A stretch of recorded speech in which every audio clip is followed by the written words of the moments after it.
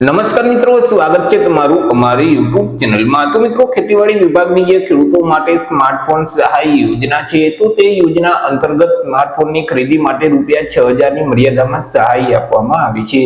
તો યોજનામાં ઓનલાઈન અરજી ફોર્મ જાતે કેવી રીતે ભરી શકાય તેના વિશે સ્ટેપ બાય સ્ટેપ એક જ વિડીયોમાં માહિતી મેળવી લઈએ। પરંતુ તે પહેલા વિડીયો ગમે તો લાઈક અને શેર કરી દેજો, ચેનલમાં નવા હોય તો ચેનલને સબસ્ક્રાઇબ કરી દેજો। તો ચાલો મિત્રો, વિડીયોની શરૂઆત કરીએ।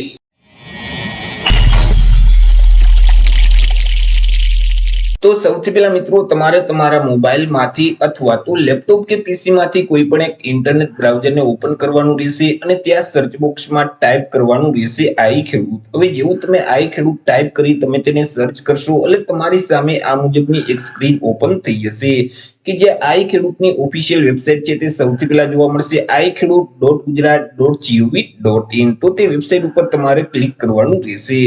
વેબસાઇટ ઉપર ક્લિક કરશો એટલે આઈ ખેડૂતનું જે પોર્ટલ છે તે ઓપન થઈ જશે। મિત્રો, પોર્ટલ ઉપર હજી સુધી તમે તમારું રજીસ્ટ્રેશન નથી કરેલ તો સૌથી પહેલા તો તમારે નવું રજીસ્ટ્રેશન છે તે કરવાનું રહેશે। નવું રજીસ્ટ્રેશન કેવી રીતે કરી શકાય, આધાર વેરિફિકેશન કેવી રીતે કરી શકાય તેના વિશે આપણે ઓલરેડી એક અલગથી વિડીયો અપલોડ કરી દીધેલ છે, તેમની લિંક તમને વિડીયોની ડિસ્ક્રિપ્શનમાં અથવા આઈ બટન ઉપરથી મળી જશે।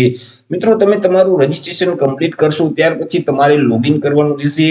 લોગિન કરવા માટે અહીં તમને એક લોગિનનો ઓપ્શન છે તે જોવા મળશે, તેના ઉપર તમારે ક્લિક કરવાનું રહેશે જેથી કરી આ મુજબની એક સ્ક્રીન છે તે ઓપન થઈ જશે। રજીસ્ટ્રેશન કરતી વખતે તમે જે મોબાઈલ નંબર આપેલ છે તે નંબર આ બોક્સમાં તમારે ટાઈપ કરી દેવાના રહેશે। ત્યાર પછી રજીસ્ટ્રેશન કરતી વખતે તમે જે પાસવર્ડ સેટ કરેલ છે તે પાસવર્ડ આ બોક્સમાં ટાઈપ કરી દેવાનું રહેશે। અહીં જે કેપ્ચા કોડ એટલે કે જે સરવાળો પૂછવામાં આવેલું છે તેમનો જે આન્સર આવે તે આન્સર અહીં ટાઈપ કરી અને લોગિનના બટન ઉપર તમારે ક્લિક કરવાનું રહેશે। જેવું મિત્રો તમે લોગિન કરશો એટલે આ મુજબની એક સ્ક્રીન છે તે ઓપન થઈ જશે। તેમાં મિત્રો અહીં જે વિભાગનું નામ છે તેમાં ખેતીવાડીનો ઓપ્શન સિલેક્ટ કરી અને શોધોનું બટન છે તેના ઉપર તમારે ક્લિક કરી દેવાનું રહેશે જેથી કરી ખેતીવાડી વિભાગની જેટલી યોજનામાં અરજી ફોર્મ શરૂ છે તેનું એક લિસ્ટ છે તે ઓપન થઈ જશે। તમે નીચે સ્ક્રોલ કરશો તો નીચે તમને સ્માર્ટફોનની ખરીદી પર સહાય યોજના છે તે જોવા મળશે। આ જે યોજના છે તેમાં અરજી ફોર્મ છે તે 26/4/2026 સુધી શરૂ રહેશે। જો વધારે મિત્રો વિગત જોઈ હોય તો અહીં જે વધુ જોવાનો ઓપ્શન છે તેના ઉપર ક્લિક કરી તમે યોજનાની માહિતી મેળવી શકો છો।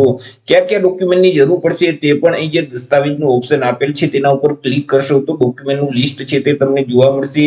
અરજી ફોર્મ ભરવા માટે અહીં જે અરજી કરવાનો ઓપ્શન આપેલ છે તેના ઉપર તમારે ક્લિક કરી દેવાનું રહેશે। એટલે મિત્રો આ મુજબની એક સ્ક્રીન છે તે ઓપન થઈ જશે। તેમાં અહીં તમને આગળ માટે ક્લિક કરવાનો ઓપ્શન છે તે જોવા મળશે, તેના ઉપર તમારે ક્લિક કરી દેવાનું રહેશે।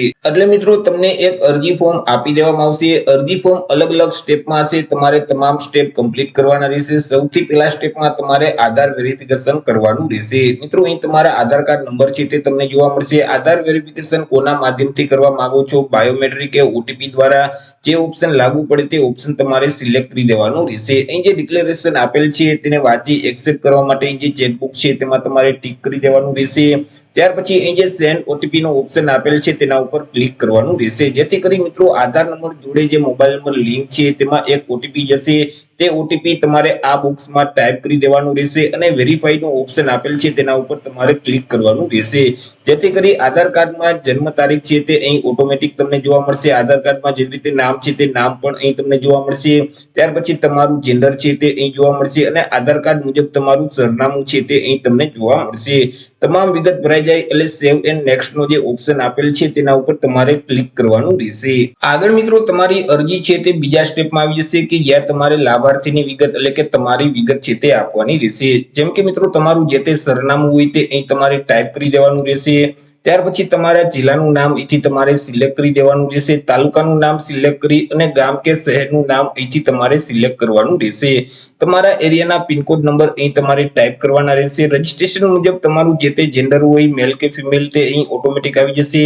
ત્યાર પછી મિત્રો તમારી જે તે કેટેગરી છે, જાતિ છે તે જાતિ અહીંથી તમારે સિલેક્ટ કરી દેવાની રહેશે। ત્યાર પછી મિત્રો તમે જો ઈમેલ આઈડી યુઝ કરતા હોય તો તમે તમારું ઈમેલ એડ્રેસ છે તે અહીં ટાઈપ કરી શકો છો। તમે દિવ્યાંગ છો કે કેમ દિવ્યાંગ હોય તો આ સિલેક્ટ કરવાનું, નહીતર તમારે ના સિલેક્ટ કરી દેવાનું રહેશે। ત્યાર પછી ખેડૂતનો પ્રકાર છે તે અહીંથી તમારે સિલેક્ટ કરવાનું રહેશે। જો તમારી પાસે 1 હેક્ટર કરતા ઓછી જમીન હશે તો અહીં તમે સીમાંત ખેડૂતમાં આવશો. 1 થી 2 હેક્ટર સુધીની જમીન હોય તો નાના ખેડૂતમાં આવશો અને 2 હેક્ટર કરતા વધારે જમીન હોય તો મોટા ખેડૂતમાં આવશો.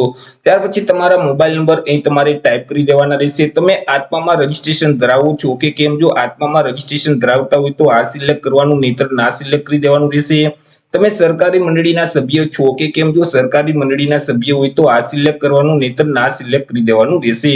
જો સરકારી મંડળીના સભ્ય હોય તો અહીં સરકારી મંડળીનો જે જિલ્લો છે અને તાલુકો છે તેનું નામ સિલેક્ટ કરી દેવાનું રહેશે અને મંડળીનું નામ અહીંથી તમારે સિલેક્ટ કરવાનું રહેશે. એવી જ રીતે તમે દૂધ ઉત્પાદક સરકારી મંડળીના સભ્ય છો કે કેમ? જો સભ્ય હોય તો આ સિલેક્ટ કરી અને સરકારી મંડળીનો જે જિલ્લો તાલુકો છે તે સિલેક્ટ કરી અને દૂધ સરકારી મંડળીનું નામ અહીંથી તમારે સિલેક્ટ કરી દેવાનું રહેશે. પરંતુ તમે દૂધ સરકારી મંડળીના સભ્ય નથી તો અહીંથી તમારે ના સિલેક્ટ જ રાખવાનું રહેશે. તમામ વિગત ભરાઈ જાય એટલે સેવ એન્ડ નેક્સ્ટ નો જે ઓપ્શન છે તેના ઉપર તમારે ક્લિક કરવાનું રહેશે. આગળ મિત્રો તમારે તમારા બેંક ખાતાની વિગત છે તે આપવાની રહેશે. તમારું ખાતું જે શાખામાં હોય તે શાખાનો IFSC કોડ નંબર અહીં ટાઈપ કરી અને નંબર ચકાસવાનો જે ઓપ્શન છે તેના ઉપર તમારે ક્લિક કરવાનું રહેશે, જેથી કરી તમારા બેંકનું નામ છે તે અહીં ઓટોમેટિક આવી જશે. બેંક જે જિલ્લામાં આવેલી છે તે જિલ્લાનું નામ પણ આવી જશે અને બ્રાન્ચનું નામ છે તે પણ અહીં ઓટોમેટિક આવી જશે. તમારા જે બેંકના ખાતા નંબર છે તે ખાતા નંબર અહીં તમારે ટાઈપ કરી દેવાના રહેશે. ફરીથી તે જ ખાતા નંબરને કન્ફર્મ કરવા માટે આ બોક્સમાં ટાઈપ કરવાના રહેશે. બેંકમાં જેવી રીતે નામ છે એવી જ રીતે નામ અહીં ટાઈપ કરી અને બેંકમાં જેવી રીતે સરનામું છે એવી જ રીતે સરનામું અહીં ટાઈપ કરી દેવાનું રહેશે. બેંકની વિગત ભરાઈ જાય એટલે ફરીથી સેવ એન્ડ નેક્સ્ટ નો જે ઓપ્શન આપેલ છે તેના ઉપર તમારે ક્લિક કરવાનું રહેશે. આગળ મિત્રો તમારે જમીનની વિગત છે તે આપવાની રહેશે. હવે મિત્રો રજીસ્ટ્રેશન કરતી વખતે તમે જે જમીનની વિગત આપેલ છે તે વિગત અહીં ઓટોમેટિક લઈ લેશે. જો તમે તે જ ખાતામાં અરજી ફોર્મ ભરવા માંગતા હોય તો અહીં જે ચેકબોક્સ છે તેમાં તમારે ટિક કરી દેવાનું રહેશે. પરંતુ જો તમે બીજા ખાતામાં અરજી ફોર્મ ભરવા માંગતા હોય તો અહીં જે એડ નો ઓપ્શન આપેલ છે તેના ઉપર તમારે ક્લિક કરવાનું રહેશે. ત્યાર પછી મિત્રો તમે કેવા પ્રકારના ખાતેદાર છો, જમીન રેકોર્ડ ધરાવો છો કે ટ્રાઇબલ લેન્ડ ધરાવો છો, જે ઓપ્શન લાગુ પડે તે ઓપ્શન સિલેક્ટ કરી જમીનનું નામ હોય તો આ બોક્સમાં ટાઈપ કરી દેવાનું રહેશે. તમારા જિલ્લાનું નામ અહીંથી તમારે સિલેક્ટ કરી દેવાનું રહેશે.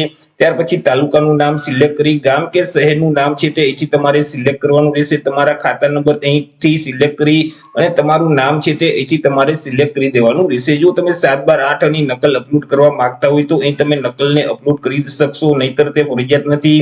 તમામ વિગત ભરાઈ જાય એટલે અહીં જે સાચવોનો ઓપ્શન આપેલ છે તેના ઉપર તમારે ક્લિક કરી દેવાનું રહેશે, જેથી કરી નીચે બીજા ખાતાની વિગત છે તે જોવા મળશે, તેને સિલેક્ટ કરી દેવાનું રહેશે અને સેવ એન્ડ નેક્સ્ટ નો જે ઓપ્શન આપેલ છે તેના ઉપર તમારે ક્લિક કરવાનું રહેશે. આગળ મિત્રો તમારી અરજી 5મા સ્ટેપમાં આવી જશે કે જ્યાં તમારે ડોક્યુમેન્ટ અપલોડ કરવાના હોય છે, પરંતુ હાલ અત્યારે મિત્રો કોઈ પણ પ્રકારના તમારે ડોક્યુમેન્ટ અપલોડ કરવાના રહેતા નથી. અહીં મિત્રો જે સબમિટ નો ઓપ્શન આપેલ છે તેના ઉપર તમારે સીધું ક્લિક કરી દેવાનું રહેશે, જેથી કરી તમારી અરજી છે તે ફાઇનલી સબમિટ થઈ જશે. તમને એક પ્રિન્ટ છે તે આપી દેવામાં આવશે. તે PDF ફાઇલને તમારે સાચવી રાખવાની રહેશે. કોઈ પણ જગ્યાએ તમારે અરજી ફોર્મની કોપી છે તે જમા કરાવવાની રહેતી નથી.